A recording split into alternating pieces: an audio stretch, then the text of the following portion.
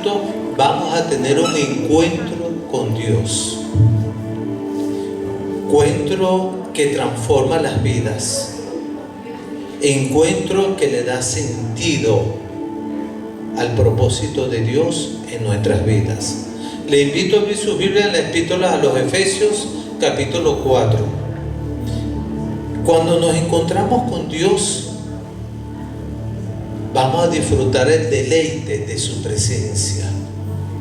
No es una carga estar en la presencia de Dios, es una bendición. Y si no tenemos esa bendición, los invito a profundizar más y expresárselo: Señor, quiero tener el deleite de estar en tu presencia, de tal manera de que tú transformes mi vida, porque el Evangelio es cambio. Epístola a los Efesios, capítulo 4, vamos a leerlo desde el verso 1 hasta el verso 6, en donde vamos a ser reflexivos sobre una exhortación que nos hace el apóstol Pablo. ¿Lo tenemos? La palabra del Señor nos dice: yo pues, el prisionero del Señor, os exhorto que andéis como es digno del llamamiento con que fuisteis llamados, con todo el fruto, con toda humildad y mansedumbre, soportando en longanimidad unos a otros en amor, solícito para guardar la unidad del Espíritu en el vínculo de la paz. Un solo cuerpo, un solo espíritu, como también fuisteis llamados con una misma esperanza de vuestro llamamiento. Un solo Señor, una sola fe, un solo bautismo, un solo Dios y Padre de todos, quien está sobre todos y a través de todos y en todos. Vamos a asumir la exhortación del apóstol Pablo y vamos a buscar ese vínculo de la unidad como iglesia en la presencia del Señor. Para que esta unidad se haga efectivo, se requiere que estemos en una profunda comunión con Dios, y esta se produce en el altar, en la búsqueda de Dios diariamente, en una lucha, en un transitar. Por ello, te invito a humillar sus corazones. Quien encuentra a Dios encuentra la vida. Quien encuentra a Dios se consigue a sí mismo. Señor bendito Dios, gracias. Gracias, Señor. De lo más profundo de nuestro ser, te decimos gracias. Gracias por esa libertad gloriosa, Señor, de poder descansar en tu presencia, de poder levantar manos santas delante de ti, de poder expresarte, Señor, de que te amamos. Gracias por sernos hijos y no solo creación, Señor. Gracias por tu amor. Gracias por tu presencia. Gracias por tu Santo Espíritu, bendito Dios. Gracias, Señor, porque a través de ti, Señor, podemos vivir. Porque tú has vencido, bendito Dios, y por eso nosotros venceremos. En este momento, Señor, que sabemos que tú inclinas tu oído a nuestro clamor, bendito Dios, en este momento de solemnidad de tu presencia, en este momento, Señor, que nuestros corazones son confrontados, Señor, con tu Santo Espíritu, para ser redarguidos, Señor, para ser ministrados, Dios, en este momento te decimos, y dígaselo ahí, cambia mi vida, Señor, porque no quiero seguir siendo igual, bendito Dios. Cambia mi corazón, este corazón que es imperfecto, este corazón que tiene tendencias a alejarse de tu presencia, este corazón que quiere hacer las cosas para vanagloria, este corazón que no quiere darte el lugar que te corresponde. Y no es por concepto, porque sabemos en qué lugar debe estar en nuestras vidas. Por ello, Señor, no tiene nada que ver con conocimiento, porque conocimiento lo tenemos. Tiene que ver con un altar, Señor. Altar en tu presencia, en donde los corazones son contritos y humillados. En donde los corazones, Señor, se entregan a ti. En donde la vida, Señor, son transformadas. Ahí te decimos, cambia nuestras vidas. No queremos ser cristianos domingueros. No queremos ser cristianos pasivos. No queremos ser cristianos ocasionales.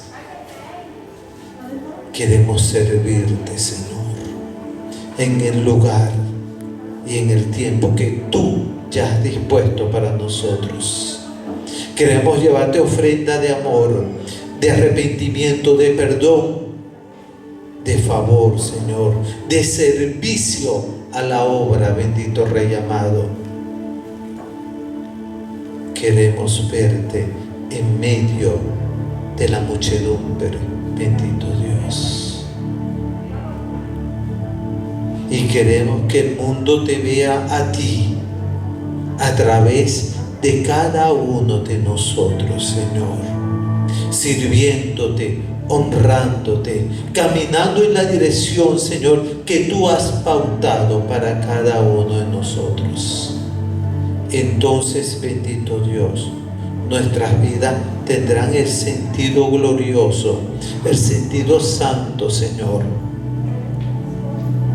Entonces podremos amar, perdonar y conducirnos conforme a tu propósito, Señor, a tu presencia.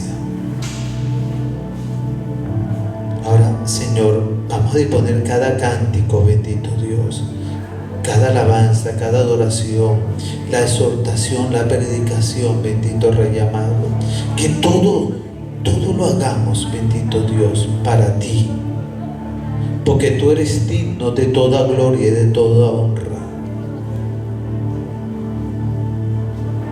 No nos cansamos de decirte, dígaselo ahí, Señor, te amo, bendito Dios, sí te amo. Y quiero, Señor, quiero, porque me cuesta, dígaselo, pero quiero hacerlo todo para ti, Señor, todo para ti. Entonces mi vida será una vida de santidad. Entonces mi vida será encauzada. Sí, Señor, para ti, bendito Dios, para ti. Ayúdame, Señor, a sentir el gozo de tu presencia día a día, bendito Dios. Los invito, hermano, a que hagan un altar de sus vidas todos los días y recuerde todo lo que vaya a hacer, hágalo para Él, y entonces las cosas saldrán conforme a la voluntad de Él y no a la de nosotros. Hágalo todo para Él, como dice su palabra. Que la gracia, la bendición y la gloria de Dios sea manifiesta en cada uno de nosotros, para la gloria y honra de su nombre. Dios los continúe bendiciendo, hermanos. Pasando por ahí, yo quisiera empezar mi devocional Pero ya va, ¿qué es esto? Mi chocolate estaba completo. ¿Quién se comió la otra mitad de mi chocolate? Por favor, ¿qué es esto? Baker, por favor, ahí calladito, mira, el asiento no, yo no sé nada, Samuel. Claro, como es la alabanza. Eso no puede ser. Claro, él pasó por aquí, pasó detrás del púlpito y se lo comió, Baker, no puede ser. No, bueno. Es que yo quiero que ustedes entiendan cómo me siento, así que vamos a hacer un pequeño ejercicio de imaginación. Imaginemos que en su casa, en la nevera, tienen un brownie de chocolate con almendras, bañado en Nutella y con una bola de helado de mantecado encima. Una cosa divina, o sea, miren eso, por favor. Lo tienen en la nevera, escondido detrás del queso para las arepas, detrás del pote con arroz de anteayer y la taza de mantequilla. Eso no lo consigue nadie, eso está camuflado. Y está esperando que ustedes lleguen del trabajo para que se lo coman. Entonces, termina su jornada laboral y vuelven deseosos a su casa. Abren la nevera y de repente el brownie no está. Hermano, qué pecado tan grande, qué horrible, imperdonable. O sea, he visto relaciones terminar por faltas menores que esa. Así me siento. Ahora, esta situación hipotética puede darnos risa y también puede recordarnos a casos similares que hemos vivido, tal vez un poco más serios, en los que nos enojamos con nuestros hermanos, nuestros amigos o conocidos por ofensas que nos hayan causado a nosotros. Pero hay que tener mucho cuidado en que esta molestia no se convierta en rencor o resentimiento. Puede ser resentimiento, puede ser muy dañino para nosotros y para las personas que nos rodean, estén o no directamente involucradas en el conflicto. Veamos qué tiene que decir la Biblia al respecto. Vayamos al libro de Proverbios, capítulo 18, versículo 19. Si lo pueden buscar, dicen amén. Si el que no tenga Biblia o no sabe dónde queda Proverbios, lo tienen ahí, en la pantalla, ¿está bien? Entonces, en el nombre del Padre, del Hijo y del Espíritu Santo, leemos. Dice así: el hermano ofendido es más tenaz que una ciudad fuerte, y las contiendas de los hermanos son como cerrojos de alcázar. Para los que eran como yo y no saben qué es alcázar, no se preocupen, yo se los googleé. Alcázar es una fortificación militar defensiva, es una palabra muy española. Entonces, ahora vamos a pensar un poco, ¿qué quiere decir este versículo? Cuando dice el hermano ofendido es más tenaz que una ciudad fuerte, cuando pensamos en la tenacidad de una ciudad, pensamos en que es difícil acceder a ella, es impenetrable, es difícil asediarla, ¿verdad? Bueno, eso es lo que hace el rencor con los hermanos. Cuando guardamos rencor a una persona, nos volvemos como una ciudad fortificada, es difícil acceder a nosotros, ¿cierto? Ahora, la parte que dice, y las contiendas de los hermanos son como cerrojos de alcázar, traduciendo esa parte de cerrojos de alcázar, son como barrotes de un cuartel, de una fortificación. ¿Cuál es el objetivo de los barrotes de un cuartel? Separar enemigos, los que están adentro y los que están afuera. Entonces, el rencor crea divisiones entre las personas. El rencor hace que levantemos muros entre nosotros y nuestros hermanos, nuestros amigos y los conocidos, y nos impide interactuar normalmente, nos hacemos sentir enojados y lo que hace es aumentar el resentimiento, ¿verdad que sí? ¿Alguna vez lo han sentido? Bueno, gracias Miguel. Entonces, esta falta de perdón también nos priva de la vida recta que Dios quiere que vivamos, la vida de amor, la vida de paz. ¿Por qué? En lugar de promover la justicia y el amor de Dios, la falta de perdón lo que hace es aumentar el resentimiento y alojarlo en nuestro corazón, y se va acumulando día tras día. Además, la falta de perdón también puede representar una oportunidad para que Satanás nos haga flaquear en nuestra vida cristiana. ¡Wow! Eso es muy grave. Bueno, por eso mismo la Biblia nos dice en numerosos versículos, numerosos capítulos, nos recuerda que debemos perdonar, no debemos mantenernos en conflicto con nuestros hermanos. Por citar uno de los versículos de tantos, vayamos a Efesios capítulo 4, versículo 32. Vamos a leer, dice así: antes, sed benignos unos con otros, misericordiosos, perdonándoos unos a otros, como Dios también nos perdonó a vosotros en Cristo. Esto nos deja muy en claro la importancia del perdón. Aun cuando éramos completamente indignos de semejante regalo majestuoso, Jesús decidió pagar el precio en sangre de nuestros pecados para otorgarnos el perdón. Y ese perdón, ese regalo tan hermoso, no nos lo dio para que lo escondiéramos y nos lo quedáramos, sino que nos lo dio para que lo transmitiéramos, para que diéramos el ejemplo, para que perdonáramos como Él lo hizo, ¿verdad que sí? Después de todo, cualquier ofensa que cometa un hermano contra nosotros no es nada en comparación con todas las ofensas que cometemos contra Jehová todos los días de nuestra vida. Y sin embargo, Él es grande en misericordia, pero para perdonarnos, no solo una vez, sino miles de veces, infinitas veces las que haga falta, ¿verdad que sí? Por esa razón, no debemos perdonar nosotros a nuestros hermanos las veces que haga falta, aunque tengamos razones para estar enojados, como el brownie que se comieron o el chocolate que se comió Becker. Yo tengo razón para estar enojado, pero no puedo permanecer así. Y lo sé, el perdón puede parecer difícil a veces. A veces tenemos como un orgullo que nos impide pedir perdón o perdonar. O creemos que la otra persona debe dar el primer paso, porque tengo que disculparme yo. Él se comió mi brownie, que él venga para acá. Él se tiene que disculpar conmigo. Pero la verdad es que nosotros cometimos ofensas contra Dios primero, y Él no esperó por nosotros, Él nos perdonó de una. Desde el principio del tiempo ya tenía planes de perdonarnos. Entonces, si Dios nos perdonó nuestras numerosas y graves faltas contra Él, ¿qué derecho tenemos nosotros a no perdonar las de nuestros hermanos, que son mucho más leves en comparación? Por esto, Iglesia Bonita, quiero animarlos, quiero alentarlos a que sigan el ejemplo de Cristo y perdonen. ¿Les parecería un buen consejo de mi parte? Creo que es un buen consejo.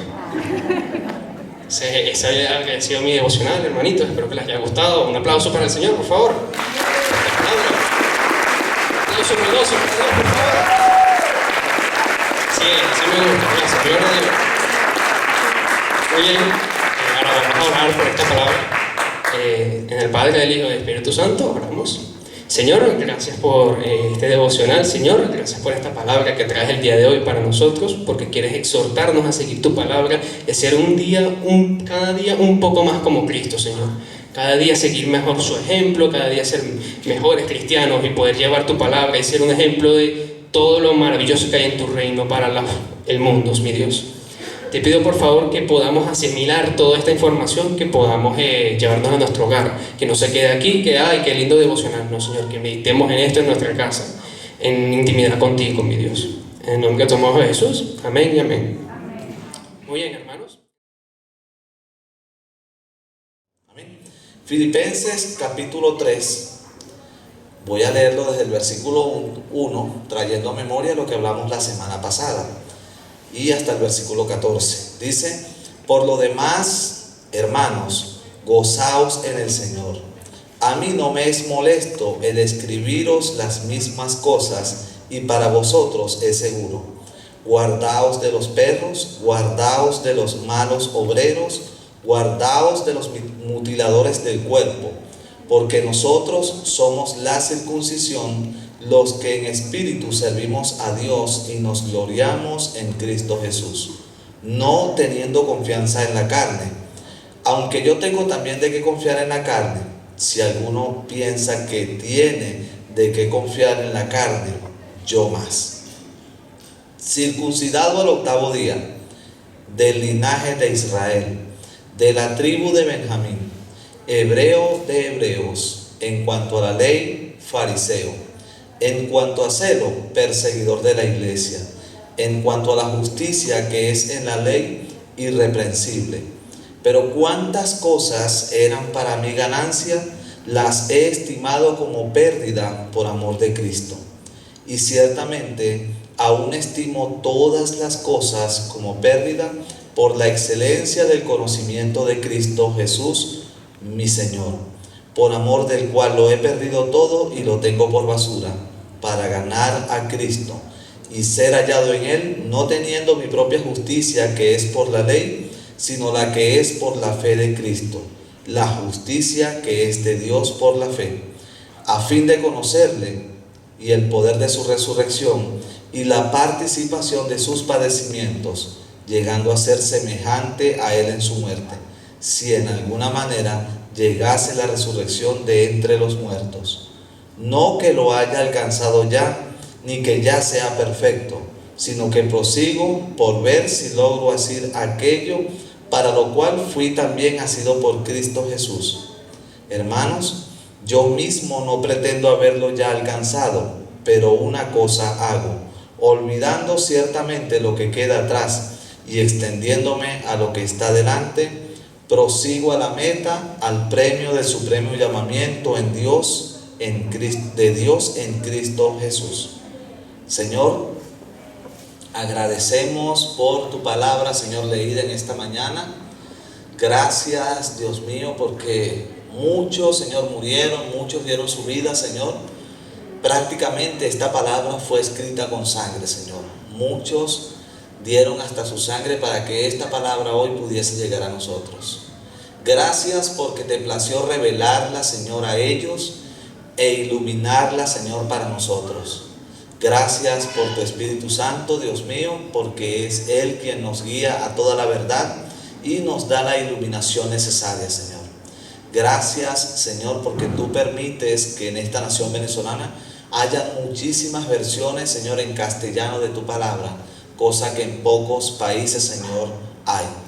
Esa gran bendición también en algún momento nos va a juzgar y nos va a culpar, Señor, cuando estemos delante de ti, Dios mío, y tengamos que hacer una entrega de cuentas, Señor, y en esa entrega de cuentas quizás algo de lo cual se hable sea ¿por qué no leímos o por qué no estudiamos tu palabra, siendo que la teníamos en tantas versiones en nuestro propio idioma, Señor?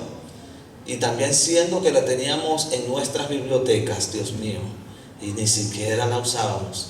Simplemente la teníamos allí quizás con el fin de ocupar un espacio, o bueno, porque la norma dice que en toda buena biblioteca no debe faltar la Biblia.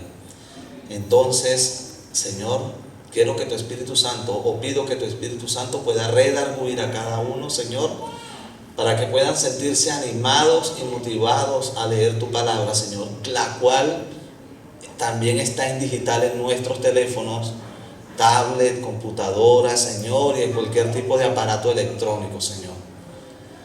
Ese día, Señor, cuando estemos delante de ti, tengamos que hacer una entrega de cuentas, Señor, que el no leer o el no estudiar tu palabra no sea algo, Señor, de lo cual tengamos que hablar, porque creer, Señor, que lo vamos a estar haciendo desde ahora en adelante. Y por lo tanto pedimos perdón, Señor, quienes aún no lo estamos haciendo, Señor. En el nombre de Jesús. Amén. Chévere. Bien, Filipenses capítulo 3, versículo 3, nos quedamos allí, ya hablamos del versículo 2, seguimos hablando acerca de los judaizantes, que como ya habíamos dicho, es una secta que se ha logrado involucrar o inmiscuir dentro de la iglesia evangélica de hoy en día. Ellos, digamos, nacieron con un fin en mente y era alcanzar a los judíos para Cristo. Uno de los problemas que han tenido es que la mayoría de los que son líderes de esta secta judaizante ni siquiera son judíos, serán judíos por descendencia o judíos por nacimiento, pero no son judíos con conocimiento y causa acerca de la ley o de la norma judía. Es por ello que ha sido imposible que ellos calen dentro del círculo de los verdaderos judíos practicantes, ¿sí? Algunos dicen, bueno, es que mi abuelo, mi apellido termina en Z y es González porque termina en Z, entonces yo vengo de la descendencia de los hebreos porque algunos apellidos cuya última letra sea la Z, como Pérez, son de descendencia judaica y ese tipo de cosas. Entonces yo mis ancestros tuvieron que haber sido judíos, y se basan en un sinnúmero de cosas para decir que tienen, digamos, por decirlo de alguna manera, sangre de la realeza. Entonces ellos han querido pregonar acerca de que ellos son judíos por alguna descendencia y por lo tanto se han vuelto judaizantes. Esta secta está dañando a la iglesia evangélica de hoy en día.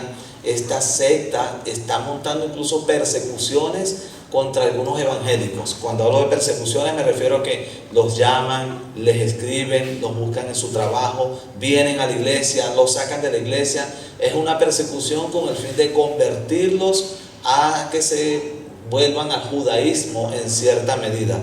Quieren imponer cierto reglamento que ya no se usa, como por ejemplo no se usa en nuestra costumbre evangélica porque no somos judíos. Los judíos siguen practicando muchos de sus rituales.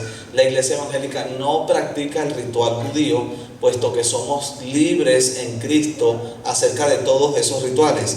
Y ellos sí lo quieren practicar, bueno, por normas, por principios de ellos, porque está en sus generaciones y todo lo han hecho, y no tenemos problemas por las prácticas de los judíos, pero sí tenemos problemas por las prácticas de los judaizantes, las cuales quieren introducir a escondidas dentro de la iglesia y están sacando y ganando muchos adeptos dentro de la iglesia evangélica. Vean en el versículo 3, como Pablo dice, porque nosotros somos la circuncisión, ¿verdad? O sea, el hecho de haberse cortado el prepucio, los que en espíritu servimos a Dios y nos gloriamos en Cristo Jesús, no teniendo confianza en la carne.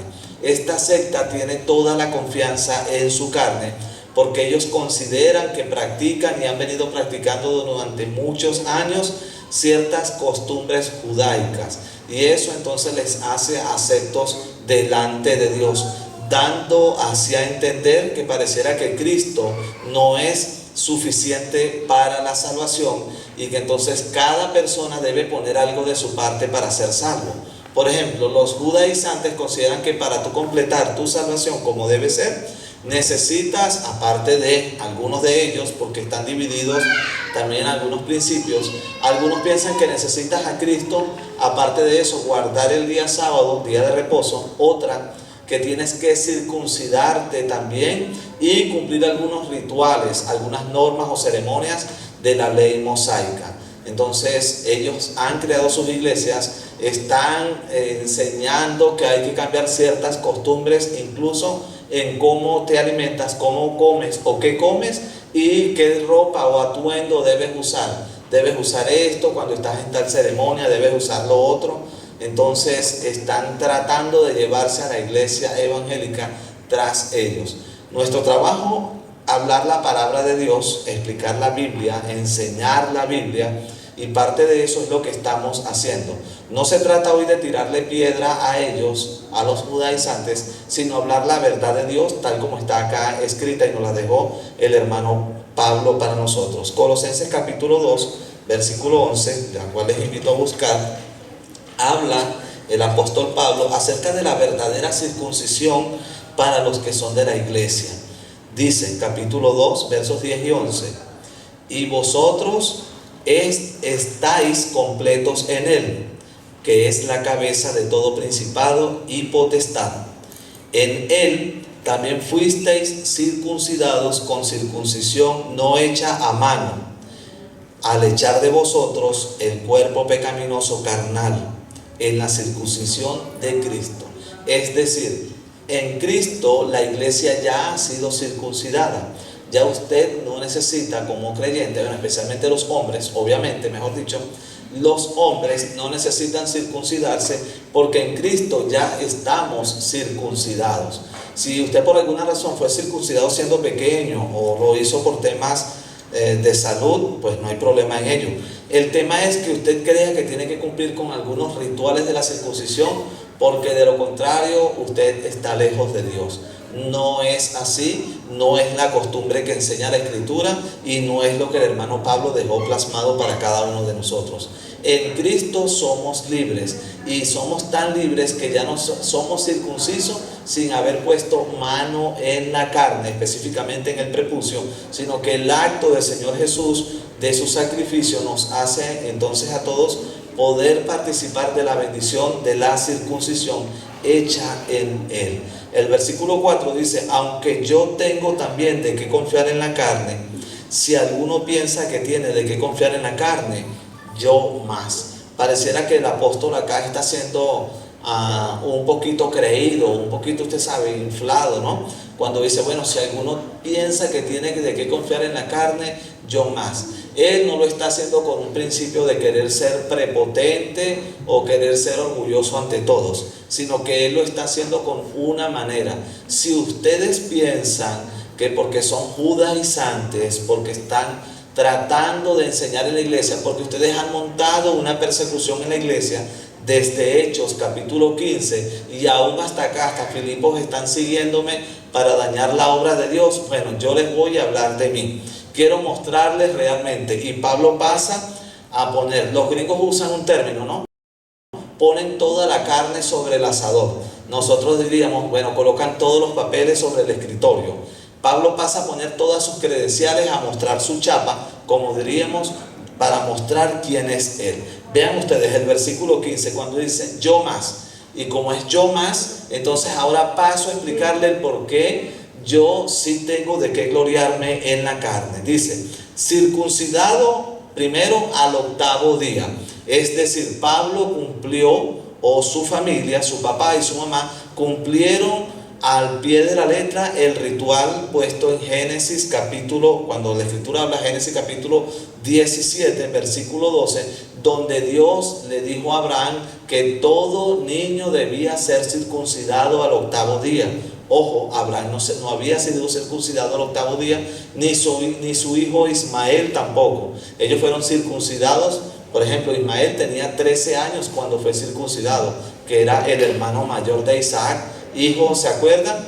De la mujer que servía en la casa de Agar, la esclava. Sin embargo, acá lo que viene al punto es que Pablo está diciendo que él, su familia, sus descendientes cumplieron con el ritual, circuncidado el 8º día, cuando la ley lo exigía, el día que tenía que ser. Si hubiese una hora para hacerlo, Pablo o su familia, mejor dicho, hubiesen cumplido incluso con la hora. Los fieles seguidores que eran ellos del judaísmo y las costumbres levíticas. Dice, del linaje de Israel. Pablo no había adquirido su ciudadanía israelita o hebrea por haberla comprado. Si alguien puede decir que era preparado en la época, es Pablo. Si en este momento hay alguien que puede decir, yo no creo en lo que allí dice porque todos eran unos ignorantes, yo les invito a leer y estudiar la vida de Pablo. Si hay alguien en las escrituras que era muy documentado y muy versado, incluso en varios idiomas, ese era este caballero. No era un hombre que había sido sacado de una cajita de láser ni nada por el estilo. Era un hombre con toda la preparación que se requería en la época para llegar a ser un hombre de alto cargo. Y Pablo tenía todas las credenciales y es por eso que empieza a ponerlas allí. Del linaje de Israel, de la tribu de Benjamín, una de las tribus que permaneció firmes y fieles después de la división del reino.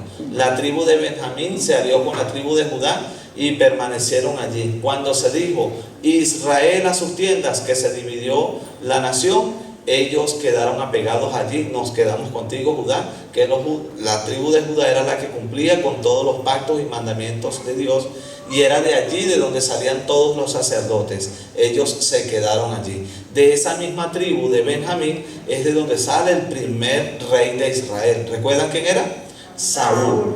Fue escogido, correcto, de esa tribu de Benjamín. Es decir, era una de las tribus quizás más cercanas a Judá y quizás con cierta cantidad de privilegios. Tenían los hombres más valientes que podían existir, pero no quiere decir eso que por el hecho de haber sido de la tribu de Benjamín le daba todos los privilegios a él como para gloriarse más, porque la tribu de Benjamín tiene un grave error que se cometió en épocas pasadas, y el error estaba en que en una oportunidad un hombre, su esposa se fue a donde sus padres y el hombre fue a buscarla, caminó varios días, llegó, luego de convencerla para que volviera a casa, ella regresó, los agarró la noche en un pueblito. En ese pueblito un anciano los invitó a que se quedaran en su casa porque la norma de la época decía que nadie debería dormir en la plaza, alguien tenía que hospedarlo, y este anciano hizo y los convenció de que entraran a su casa. Rato después llegan un grupo de hombres y le dicen al anciano: sácanos al hombre que tienes allí para que lo conozcamos. Y el hombre le dice: no, eso no se va a hacer acá. Conocerlo tiene que ver con relaciones sexuales. El anciano le dice: no, si quiere les doy a mi hija que está aquí, que aún es virgen, y también les doy a la esposa de él, y ustedes se la llevan y hagan con ellas como quieran, pero con este hombre no se los puedo dar, sería un pecado muy grave. Entonces los hombres agarraron a la esposa de este, se la llevaron. En la mañana la mujer regresó, dice la escritura, y cayó en la entrada de la puerta prácticamente muerta. El hombre la agarró, el esposo la montó sobre el animal y se la llevó. Llegó a su ciudad, dice la escritura, y él la picó en 12 pedazos y mandó pareciera algo despiadado, pero vean lo que esto trajo. Cada pedazo fue enviado a cada una de las tribus de Israel, 12 en total. Cuando Israel se enteró de todo aquello, preguntaron: ¿quién hizo semejante cosa con esa mujer? ¿Quién la despedazó? Y se contó la historia. El hombre fue a buscar a la mujer y sucedió esto. La violaron, casi la dejaron muerta en la puerta de su casa. La mujer técnicamente, obviamente murió, mejor dicho.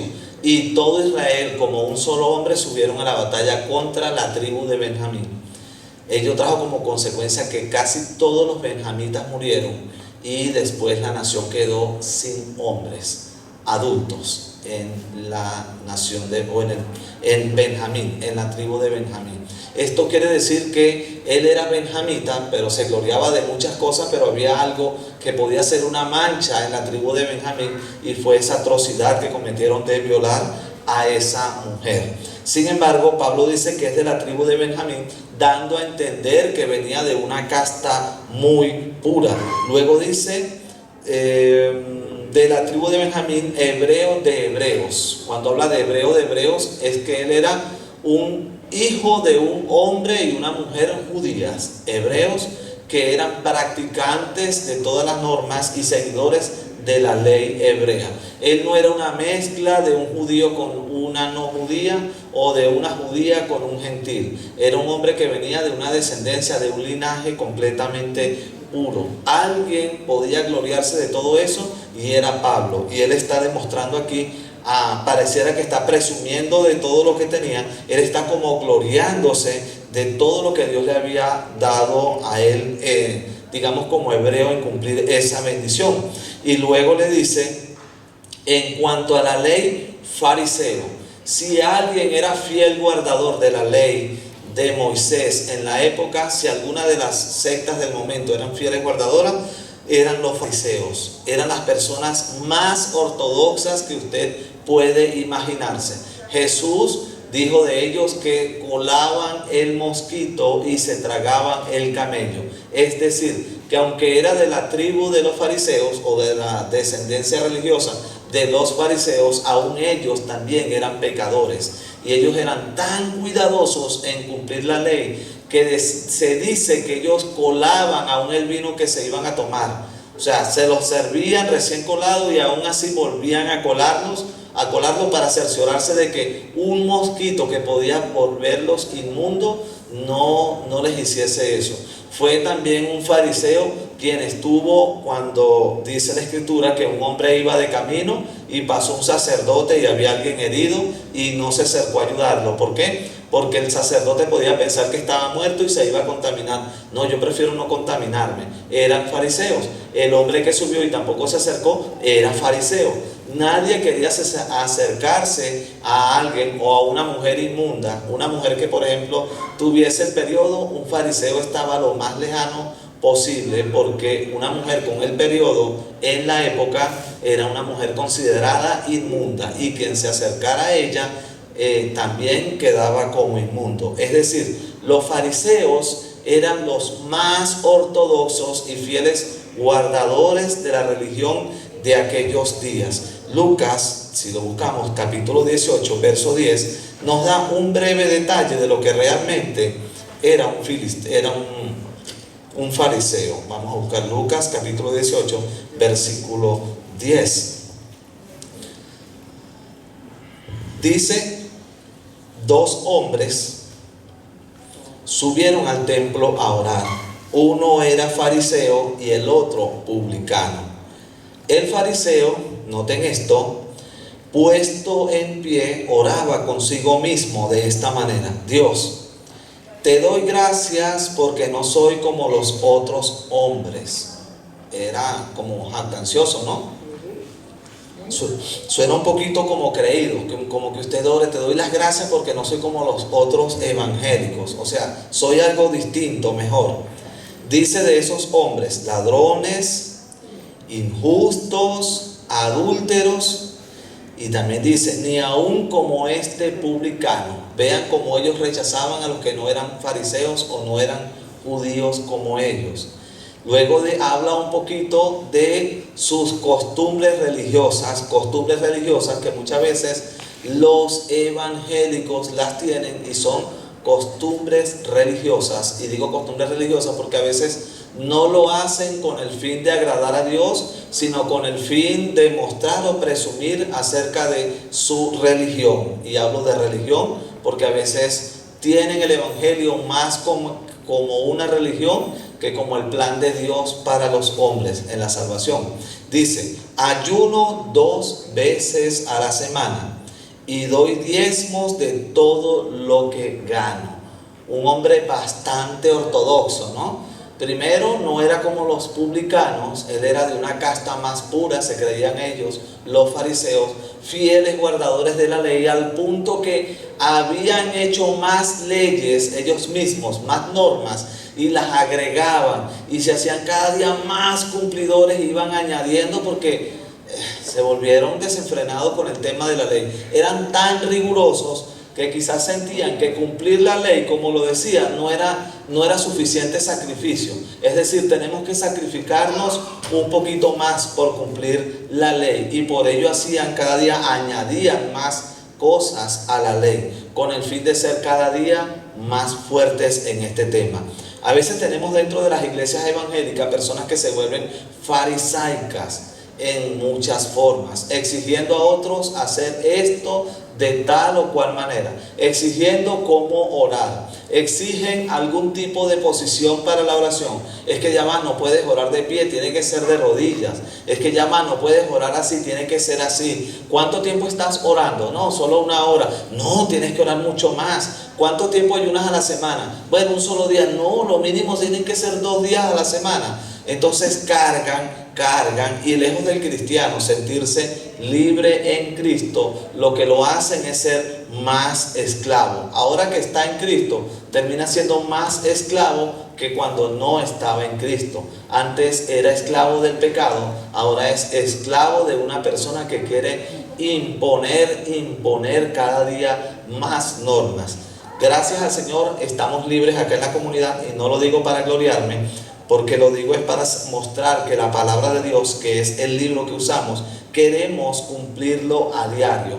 Es importante que si usted va a ayunar, hágalo, pero hágalo en orden, ¿sí? Tenga un propósito por el cual usted va a ayunar, y no se deje llevar por la emoción en medio del ayuno. Si usted se plantea un ayuno entre tal hora y tal hora, excelente, hágalo. Pero no se deje llevar porque usted quiere demostrar a otros que usted puede más de lo que ya se planteó.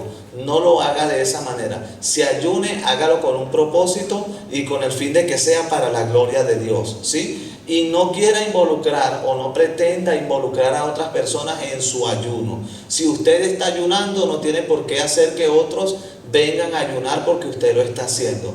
Igual la oración. Si usted está orando, usted puede animar a otros a orar, pero no obligue a la gente a orar, ¿sí? Porque eso no está bien. Deje que ese trabajo lo haga el Espíritu Santo de Dios.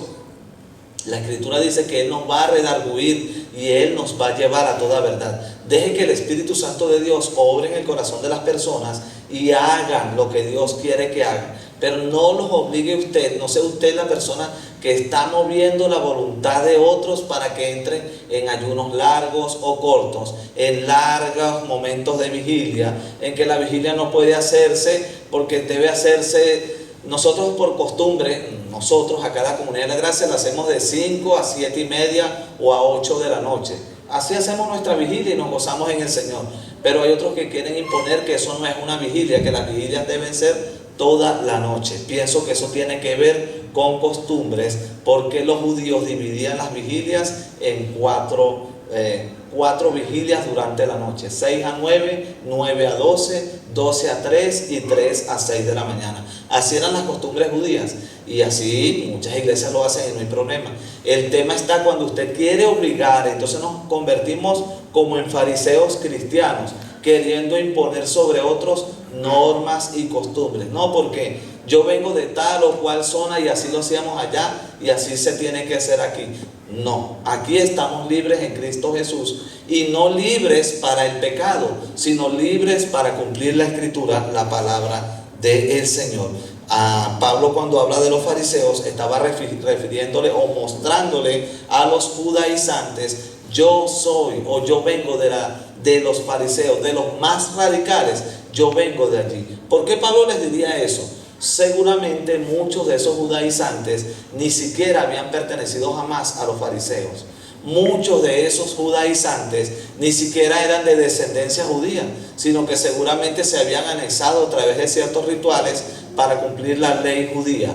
Ni siquiera eran judíos por nacimiento, o ni siquiera quizás tenían descendientes judíos. Por eso Pablo habla que en cuanto a la ley, yo era fariseo. En cuanto a la ley, yo vengo de la tribu de Benjamín. En cuanto a la ley, yo nací y soy del linaje de los hebreos entre los hebreos. Verso 6. En cuanto a celo, dice él, si hay alguien que es celoso de Dios, y no se está refiriendo a celos humanos, sino a celo por el Señor, yo, siendo un hombre celoso, era perseguidor de la iglesia. Sí, Pablo en Hechos capítulo 9, que le invito a leerlo, muestra cómo era él. Fíjense ustedes, Hechos capítulo 9, vamos a leer brevemente un poquito solo de la vida de Pablo. Dice, ¿lo tienen? Dice, Saulo, recordemos que antes se llamaba Saulo, ¿no? Después pasó a ser Pablo, respirando aún amenazas y muerte contra los discípulos del Señor, vino al sumo sacerdote y le pidió cartas para las sinagogas de Damasco, a fin de que si hallase algunos hombres o mujeres de este camino, el camino del Señor, el camino del Evangelio, los trajese presos a Jerusalén. Mas yendo por el camino, aconteció que al llegar cerca de Damasco, repentinamente le rodeó un resplandor de luz del cielo, y cayendo en tierra oyó una voz que le decía: Saulo, Saulo, ¿por qué me persigues? Él dijo: ¿quién eres, Señor? Y le dijo: yo soy Jesús, a quien tú persigues. Dura cosa te es dar coces contra el aguijón. Él, temblando y temeroso, dijo: Señor, ¿qué quieres que yo haga? Y el Señor le dijo: levántate y entra en la ciudad, y se te dirá lo que debes hacer. Y los hombres que iban con Saulo se pararon atónitos, oyendo a la verdad la voz, mas sin ver a nadie. Entonces Saulo se levantó de tierra, y abriendo los ojos no veía a nadie.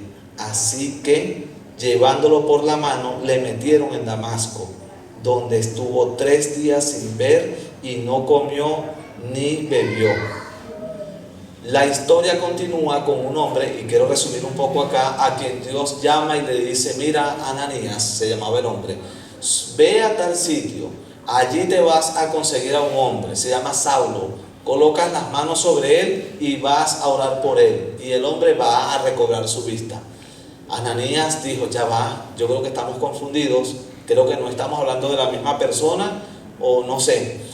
Pero ese hombre, si es el que me estás diciendo, es el que persigue a la iglesia por todos lados y la asola, y ha matado a mucha gente. Incluso él estuvo allí cuando mataron a Esteban, él participó de eso. ¿Hablamos del mismo hombre, Señor? Si es así, yo no voy a ir, porque quizás el hombre está fingiendo una trampa, y el Señor le dice: ve, porque instrumento escogido me es este, para que haga lo que yo quiero que él haga. Y el hombre, quizás no de buena manera, pero terminó yendo y haciendo. El versículo 20 de este mismo capítulo, vean qué sucedió después. Dice, verso 20: enseguida predicaba a Cristo en las sinagogas. El sitio donde él fue a perseguir a los cristianos, ahora era el sitio donde él estaba predicando, en las sinagogas, diciendo que este era el Hijo de Dios. Y todos los que le oían estaban atónitos y decían: ¿no es este el que asolaba en Jerusalén a los que invocaban este nombre? Y a eso vino acá, para llevarlos presos ante los principales sacerdotes. Pero Saulo mucho más se esforzaba y confundía a los judíos que moraban en Damasco, demostrando que Jesús era el Cristo.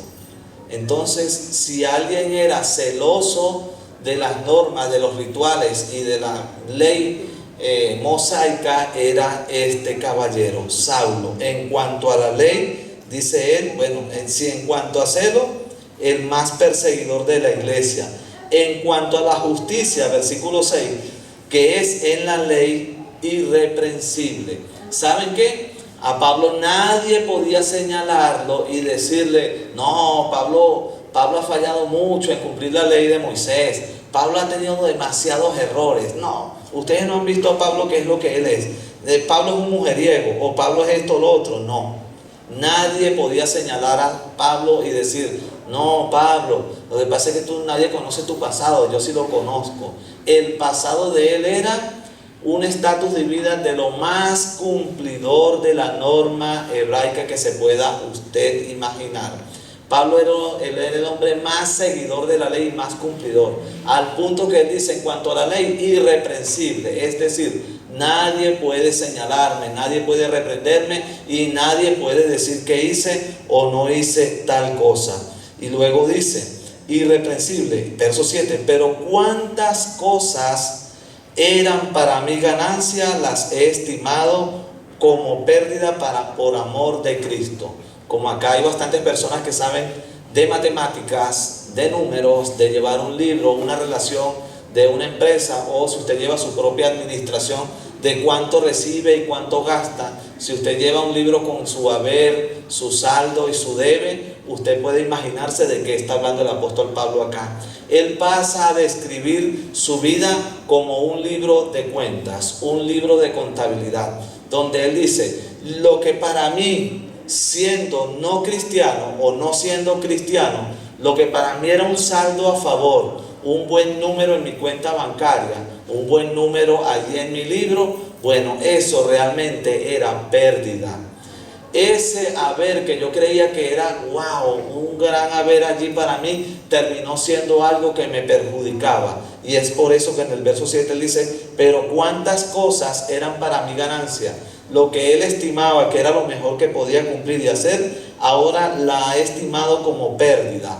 ¿Pero por qué pérdida? Porque lo que había en su haber, en su saldo, que era algo a favor de él y podía ayudarle, ahora él dice: eso es pérdida. Es decir, invierto el valor de la columna del libro. Lo que estaba en mi haber ahora pasa a ser una pérdida.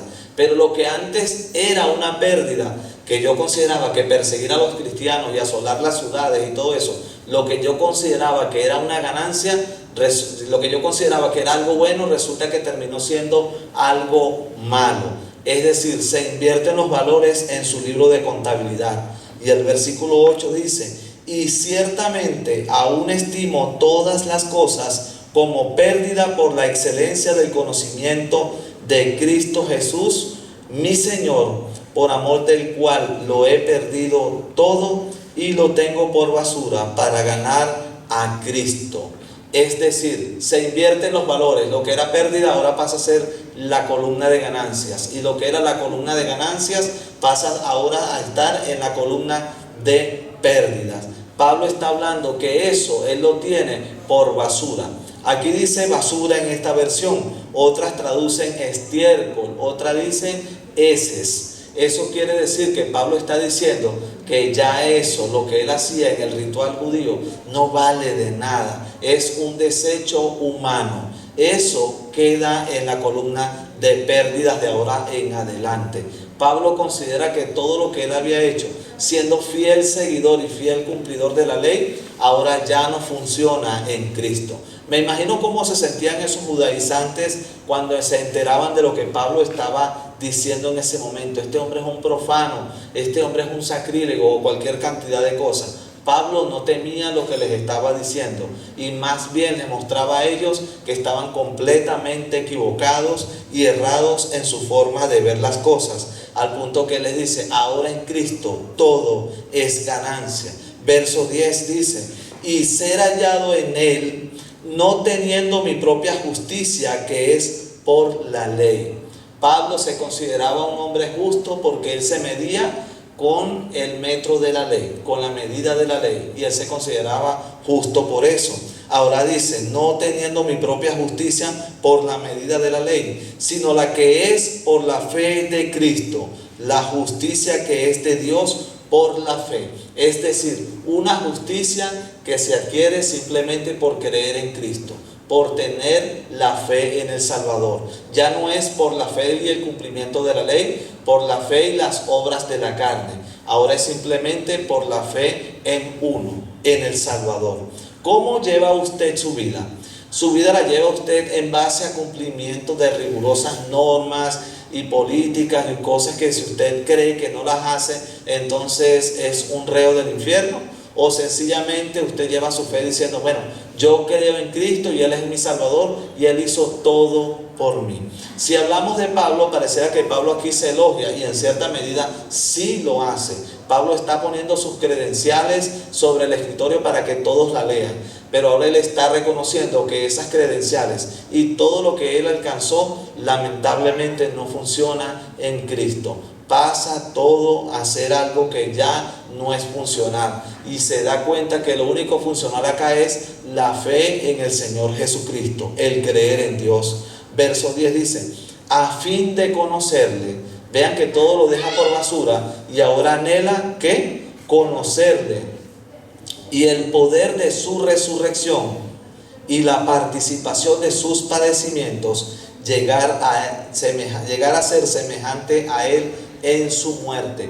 Pablo anhela resucitar, Pablo anhela continuar sufriendo. Hay gente que se queja por el sufrimiento en Cristo. No, es que en Jesús se sufre mucho, es mejor. Y Pablo más bien anhelaba poder seguir sufriendo. Pablo quería medirse ahora a la estatura de un varón perfecto, a la estatura de Cristo. Ya él no quería seguir midiéndose a la estatura de la ley. Él anhelaba era conocer al Señor y conocerle al punto de llegar a ser semejante a Él en su muerte. Hace semanas atrás hablábamos de que muchos evangélicos quieren ir al cielo, pero ninguno se quiere morir. Entonces el tema está en que si usted se quiere ir al cielo, hay un medio para ir. Hay solamente dos maneras para ir al cielo, ¿oyó? Una, o por muerte, o dos, por el arrebatamiento. Yo no sé usted cómo quiere. La mayoría va a decir: bueno, yo quiero ser arrebatado, pero no quiero morirme. Pero ¿saben qué? La muerte va a alcanzar a todos en algún momento.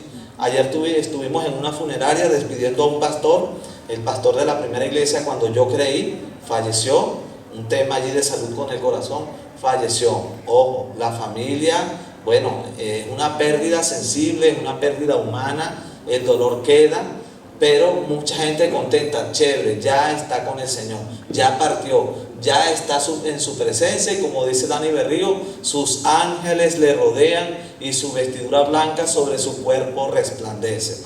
Cumplió la voluntad de Dios desde que se convirtió un hombre fiel, de mucha oración y mucha entrega al Señor. Le llegó el momento de partir y fue por medio de la muerte. Pablo anhelaba o por vida o por muerte o como fuera, glorificar al Señor. Y acá nos está diciendo que él quería conocerle más, y el poder de su resurrección y la participación de sus padecimientos, llegando a ser semejante a Él en su muerte. No importa cómo tenga que morir, pero quiero seguirle conociendo más. Hay personas a veces que les cuesta seguir, mire, les cuesta venir a la iglesia. El tiempo está así: ay, va a llover, no, yo mejor no voy. Sí, por cualquier cosita quieren dejar de venir. Y vemos que este hombre era tan osado. Y uno dice: wow, ¿cuántos? Mire, si tuviésemos un Pablo en este momento, el mundo estuviese evangelizado. Créalo. hombres que no le temían a nada y que de paso consideraban su pasado como estiércol. Él no se gloriaba de su pasado, él no tenía nada de qué gloriarse en su pasado. Habemos evangélicos que a veces nos gloriamos de nuestro pasado. Este caballero decía, no, me glorío en Cristo y me glorío ahora de lo nuevo que estoy pasando en Cristo. Dice versículo 11, si en alguna manera llegase a la resurrección de entre los muertos. Pablo no tenía problema en morir por Cristo, pero Pablo quizás pensaba que él se iba a ir en el arrebatamiento. Así como muchos evangélicos queremos, bueno, irnos en el arrebatamiento y no pasar por la muerte. Sin embargo, Pablo decía, bueno, si Cristo viene me voy de una, no voy a esperar. Pero Pablo mismo estaba en una indecisión. Él decía, yo no sé si quedarme vivo para seguir predicando el evangelio o si morir para estar con Cristo. Y él dice, bueno, en ambas cosas estoy puesto en estrecho, o para estar vivo o ya para seguir con el Señor. Bueno, lo que Dios permita. Yo no sé usted que está vivo en este momento y yo. Ayer hablamos allá en la funeraria acerca de que vamos a seguir. Yo creo que hay que seguir adelante con todo y con el Señor primeramente que nada. Hay gente que está, ¿y ahora cómo queda esto? ¿Cómo queda lo otro? ¿Qué va a suceder? No importa, su confianza en quién está puesta, en el Señor de los cielos, ¿verdad? No está puesta en el momento. Si el momento es de desánimo, entonces usted está desanimado, no voy a la iglesia porque estoy desanimado. Si usted está alegre, estoy gozoso porque estoy alegre. No, la confianza debe estar puesta en el Señor. El versículo 12, no que lo haya alcanzado, habla él, ya, ni que ya sea perfecto, sino que prosigo por ver si logro hacer aquello para lo cual yo fui también asido por Cristo. Ayudándoles acá, él simplemente lo que está diciendo es que él no es perfecto todavía, no he alcanzado la perfección en Cristo. Y ojo, nadie acá tampoco ha alcanzado la perfección en Cristo, pero proseguimos, vamos, a fin o con la mente o con la intención de alcanzar a Cristo, aquel que me alcanzó, asir, agarrar o tocar aquello por lo cual yo fui tocado por el Señor. Ese era el anhelo de Pablo. Él estaba, en su mente había solo una cosa, Cristo. Él no se salía de pensar en Cristo. Su gran preocupación, ¿sabe cuál era la preocupación? La suya, yo sé, es la misma mía. Comida, el trabajo, los hijos, la esposa, los quehaceres. Ya, mira, imagínense, son las 12 y media del mediodía, hora de almuerzo. Muchas están pensando, mi esposo, los niños no han comido, me tengo que ir, qué sé yo. ¿Saben qué era la preocupación que había en Pablo? La preocupación, él dice, las iglesias. Y mi preocupación, las iglesias del Señor.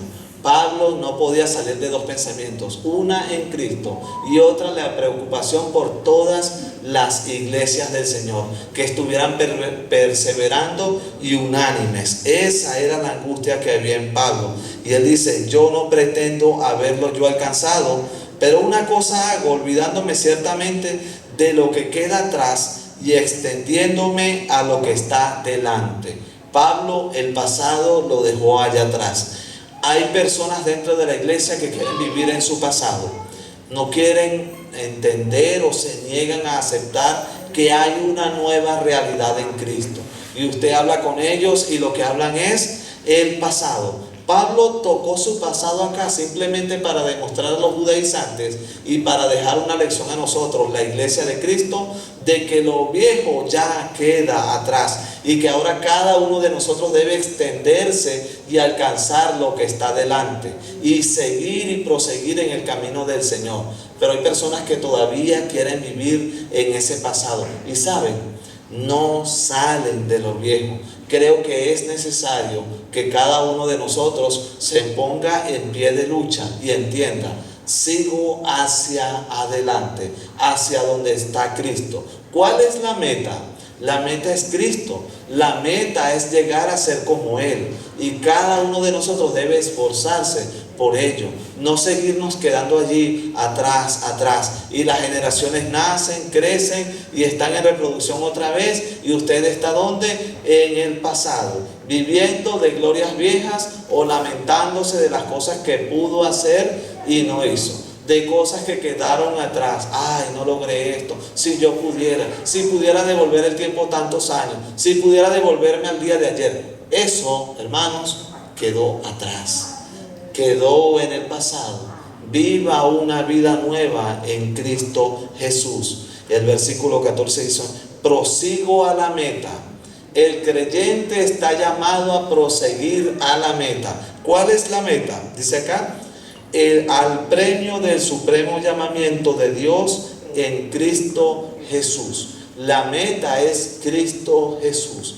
Lo pasado quedó atrás. Pablo no se jacta ni se gloria de su pasado, simplemente lo trae en el momento, lo trae a memoria para que ellos conozcan quién es Él y vean cuál es su pasado. Pero yo no me quedo ahí, dice Pablo. Yo no me quedo en que, bueno, yo soy fariseo, yo soy judío de los mejores judíos. ¿Quién aquí me reta a decirme que es mayor o mejor judío que yo? Ninguno, ¿verdad? Porque yo soy fiel cumplidor. No.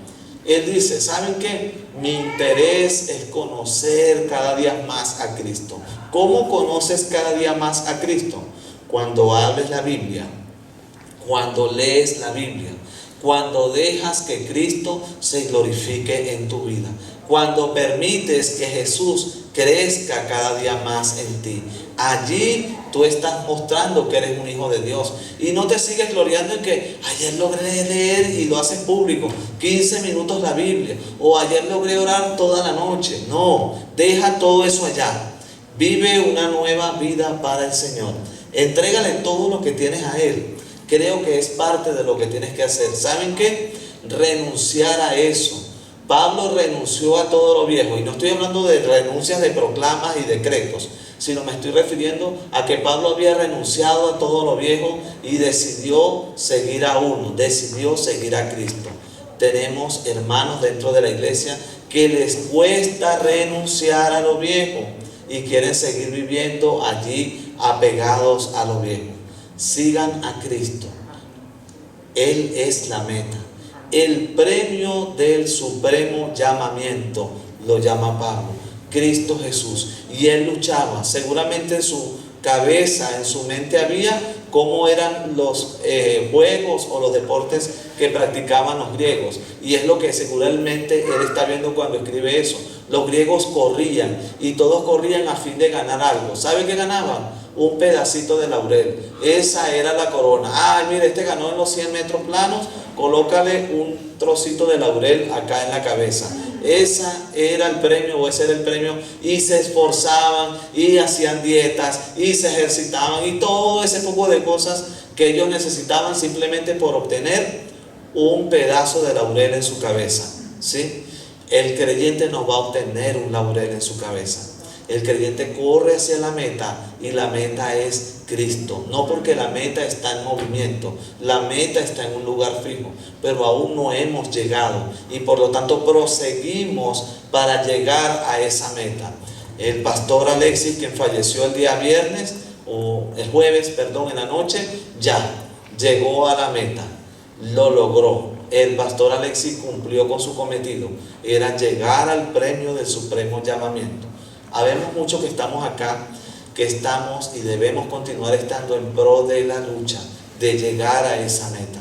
La meta no es lo que el gobierno te impone o lo que tú quieres hacer para el gobierno. La meta es llegar a cumplir aquello para lo cual el Señor te llamó. ¿Cuál es el llamamiento que ha hecho Dios en ti? Esa va a ser cumplir eso y llegar a la meta.